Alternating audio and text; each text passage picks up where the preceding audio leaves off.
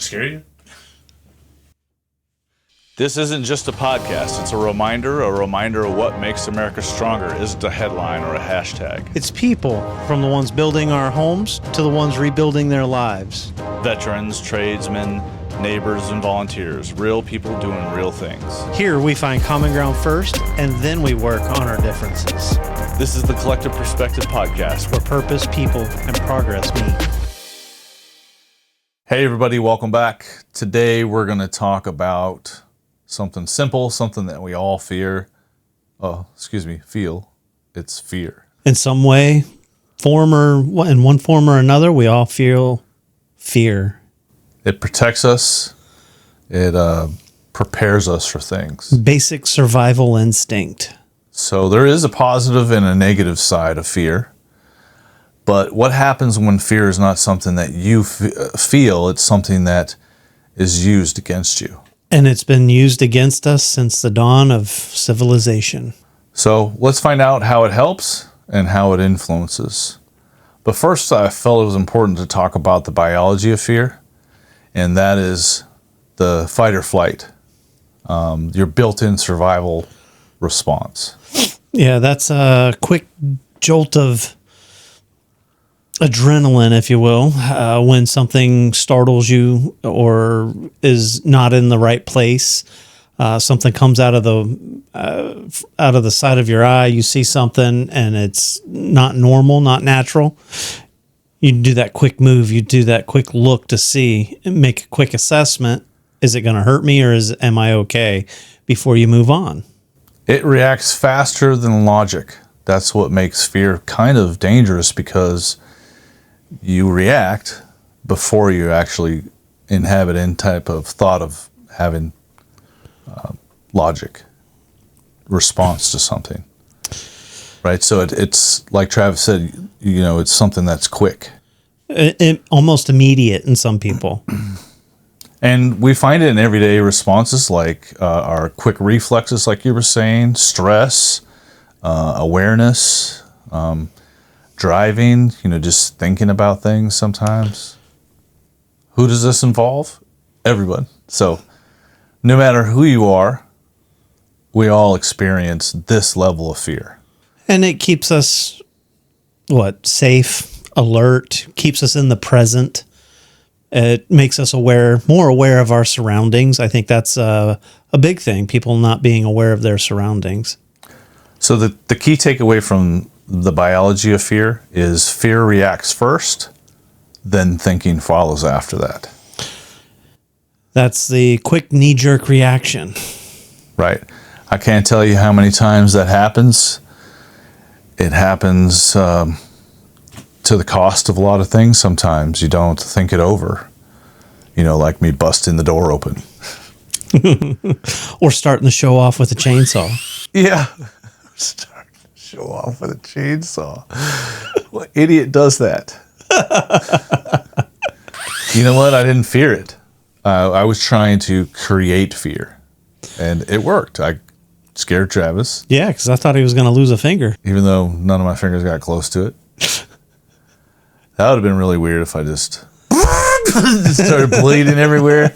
Then it would be the fear of dying, or the fear of bleeding out, or a whole nother world of fear, right? So where I see it the most and where it kind of bothers me to no end are the next two types. First, we're going to talk about fear in media. Fear in media. We seem to have hit around this subject in many of our episodes that we've done.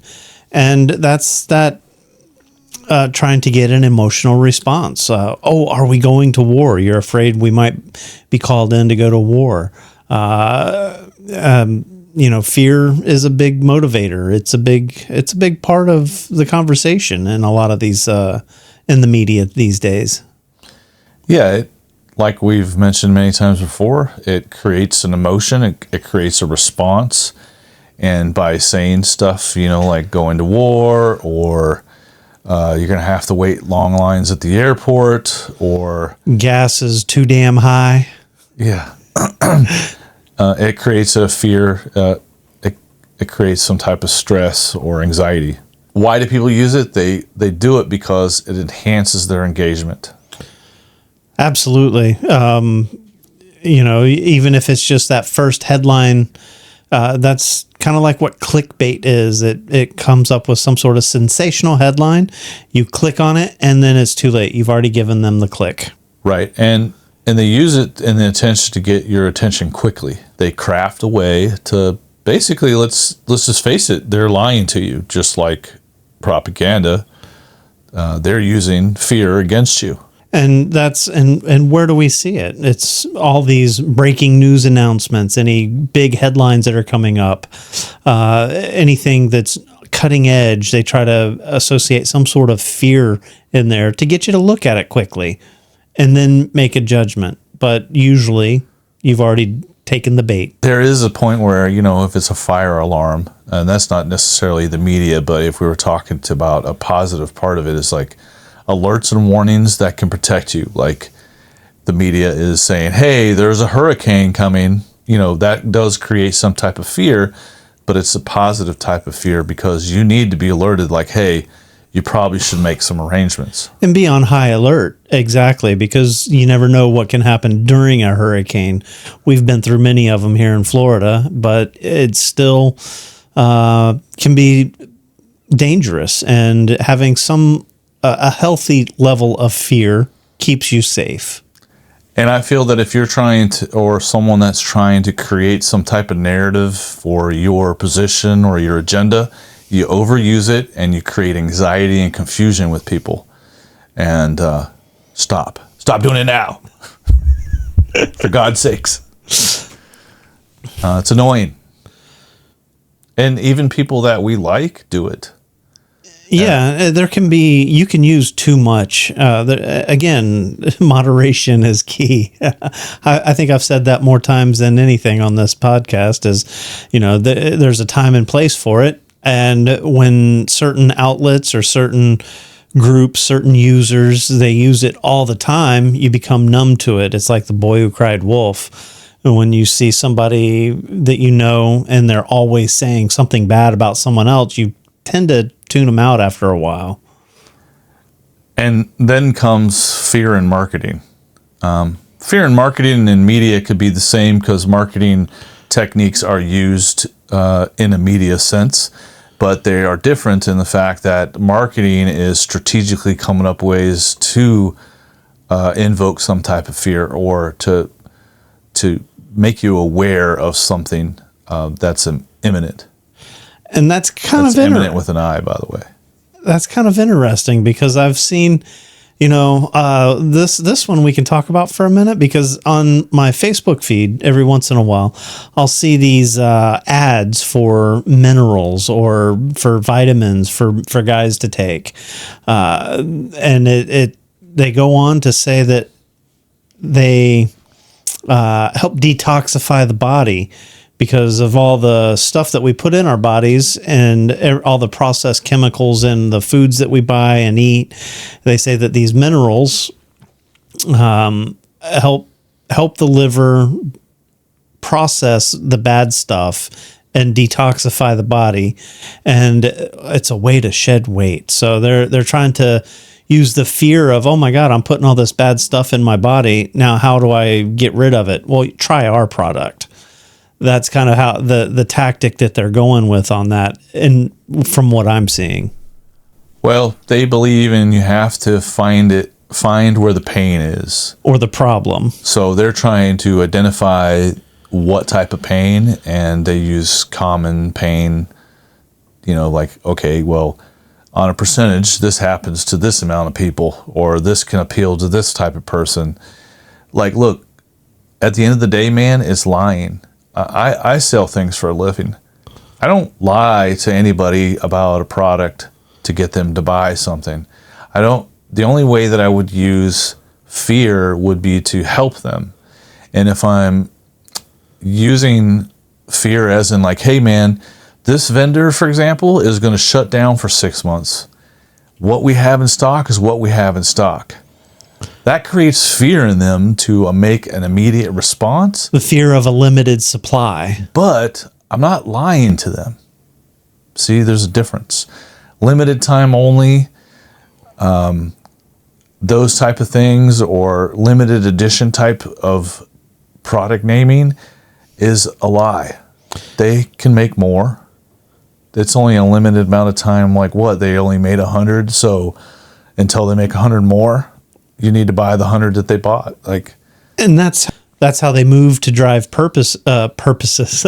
That's how they move to drive purchases with that fear of missing out. There you go. There's another part of fear. the fear of missing out. Yep. Everybody's doing it. You should too. That creates fear right there. I think we went over that type before. Glittering generalities. That is a glittering generality right there. There you go. That word's still hard to say. So some of the positive sides of fear in marketing is health and safety campaigns can help you. But some of the negatives is they can create insecurity. It's time to get your colon screening. Cologuard Plus. Don't put that in. I don't think. Man, I got one coming up. Why can't I put that on there? Can Is we? that what it's called? Yeah. Cologuard Plus? It's a mail-in colon check. Mail in. Yeah, Oh man, I'll take that before they. colonoscopy. Yeah. Any day, but I don't get a choice. Fear is a tool of influence. Well, I think fear of a tool of influence. As a tool. Fear as a tool of influence is kind of along the lines of what we're playing here, or what we're already saying here. Is that the marketing teams, the media, Politicians. they use it as a tool. Obviously, you can use it for your kids too, if you want. Oh, my kids were scared to death. I was actually going to crack their skulls.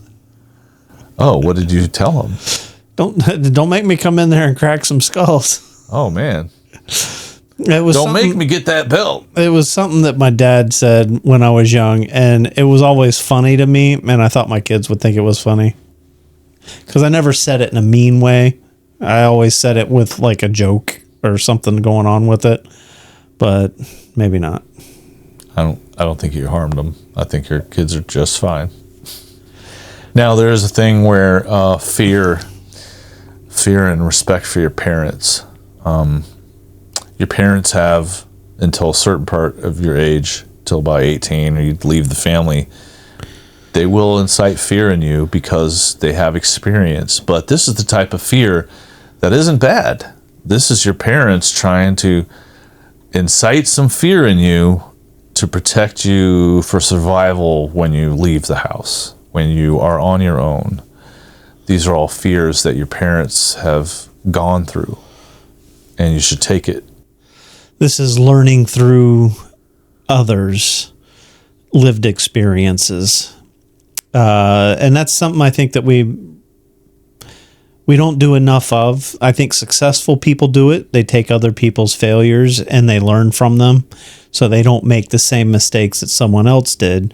When we're trying to teach our kids, we try to do the same thing by saying, hey, nope, you don't want to do that because this. And they do it anyway, and they're like, oh, you were right. Okay, when are you going to listen to me? So the tools of influence. What is it? Fear guides behavior and decisions. But it reduces hesitation as well because of that knee-jerk, that quick-acting bolt of adrenaline. And it can be an emotional bolt, not just a physical bolt. You know, you think real quick. As we said earlier, you don't even really think. You just react real quick. But the positive side of it is that it does help guide people in real danger. So let's not pretend like there isn't real danger out there and that fear doesn't exist. But, you know, we need to learn how to control what that is.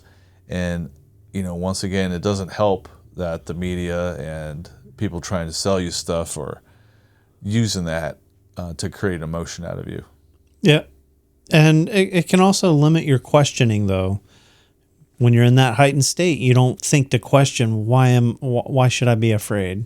Here's another angle of fear. Hopefully we're not scaring you into not watching the show anymore, but fear versus real fear. So perceived fear versus real fear. Not all fear reflects real danger. The brain reacts to perception. So what I might find scary or I might be afraid of, Travis might not be. You can find that like I'm not the one to get on a motorcycle and down the street. But I'm not scared of getting on my bicycle without a helmet. My kids, on the other hand, are fearful because I told them they have to wear a helmet because I fear that they're going to fall and hit their head. Therefore, they do too. I'm not scared that I'm going to hit my head. I could. So is it real fear or is it danger? Am I really in danger or am I perceiving fear differently? I think it's perceived differently because you're trying to protect the ones that you love.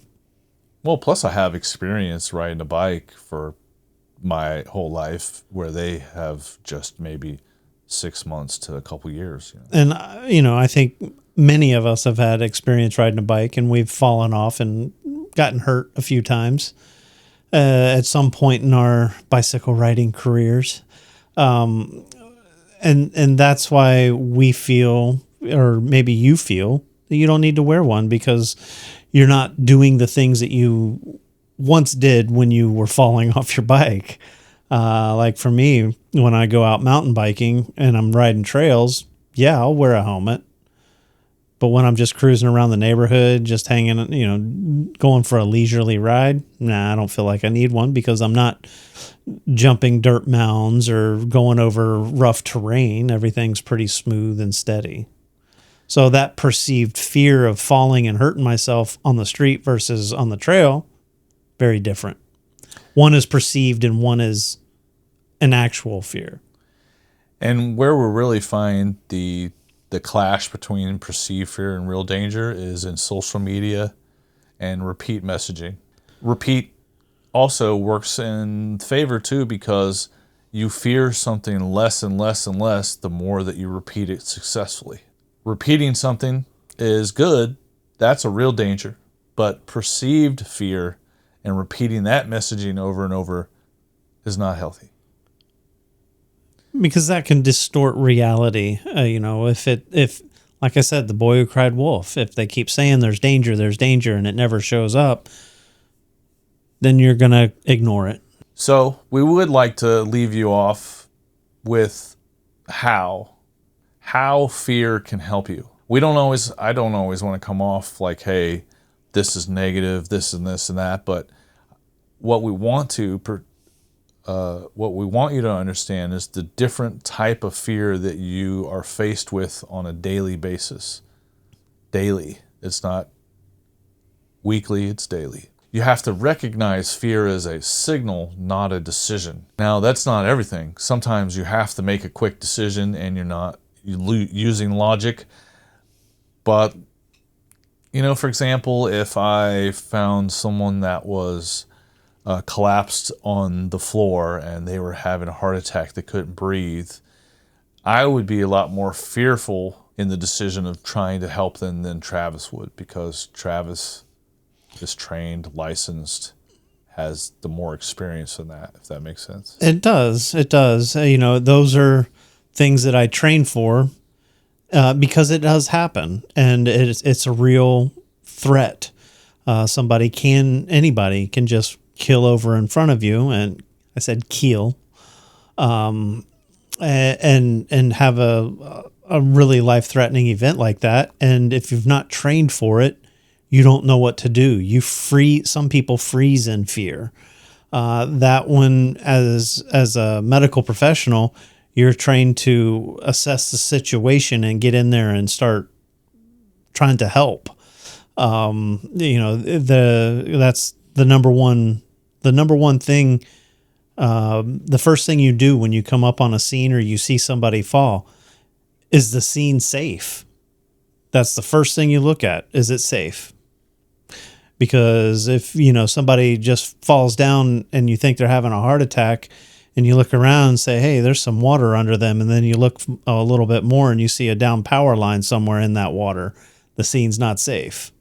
I mean, you've got to really assess the situation, and that's where the untrained person might try to, jump in and start helping right away without looking to see if there's anything else going on. That would be their, oh, someone's dying. I'm afraid they're going to die. Let me help them now. They're using that fear to jump in there, but they haven't taken into account what's going on around them before they do that. And that's where the training comes in.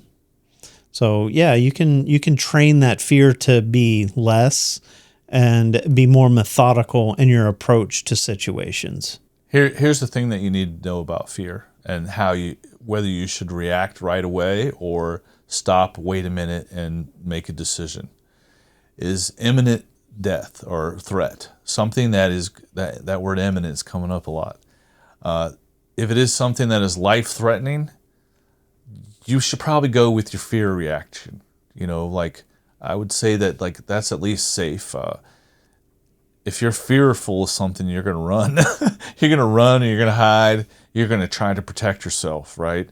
So I don't think that's necessarily bad, but it's not always that case, right? So if it's not something that's life-threatening, take a second.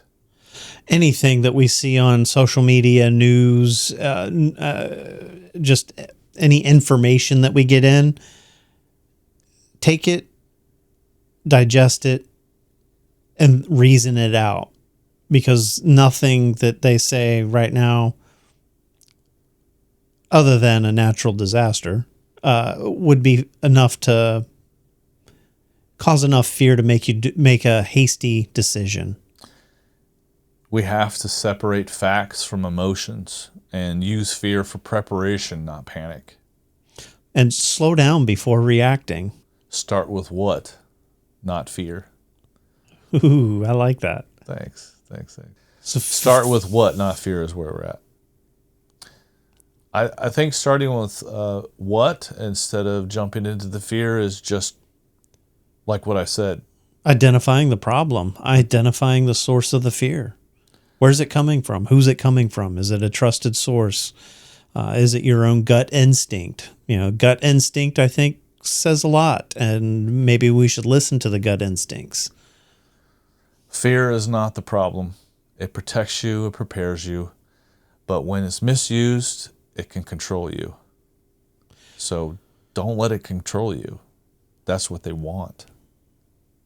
And understanding fear helps you think clearly and not be as reactive. Hey, we hate to let you go. I know you're probably fearful that we won't be back, but we will. We hope you enjoyed this episode more than it scared you, created some type of fear. But I think we got the point across, is that be aware of who is creating the fear, where it's coming from, and what it is before you react to it. It's that simple. You want to say goodbye? Later, everybody.